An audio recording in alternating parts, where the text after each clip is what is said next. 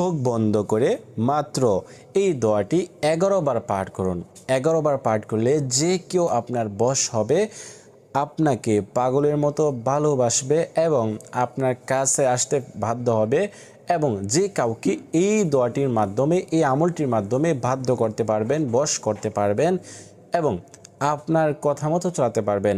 সেই ব্যক্তি আপনার কথা মতো চলবে, সেই ব্যক্তি আপনার কাছে ফিরে আসবে যদি আপনারা চোখ বন্ধ করে এই দোয়াটি মাত্র 11 বার পাঠ করেন।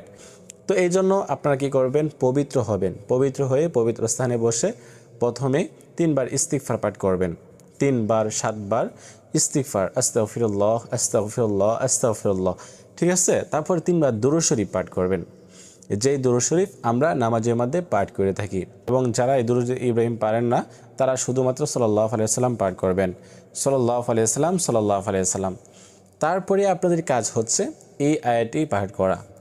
তো আয়াতটি আপনাদেরকে যখন আপনি পাঠ করবেন, ওই ব্যক্তির কথা মনে করে আপনি চোখ বন্ধ করে ওই ব্যক্তিকে মানে ওই ব্যক্তির কথা মনে করে এই আয়াতটি পাঠ করুন 11 বার।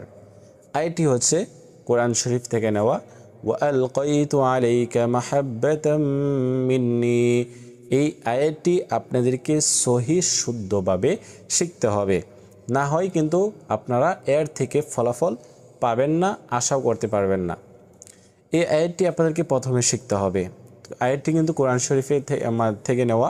কোরআন শরীফের মধ্যে রয়েছে সূরা তাহার 39 নং আয়াত, 39 নং আয়াত এটি, ওয়ালকাইতু আলাইকা মাহাব্বাতাম মিন্নি, ওয়ালকাইতু আলাইকা মাহাব্বাতাম মিন্নি, ওয়ালকাইতু আলাইকা মাহাব্বাতাম মিন্নি।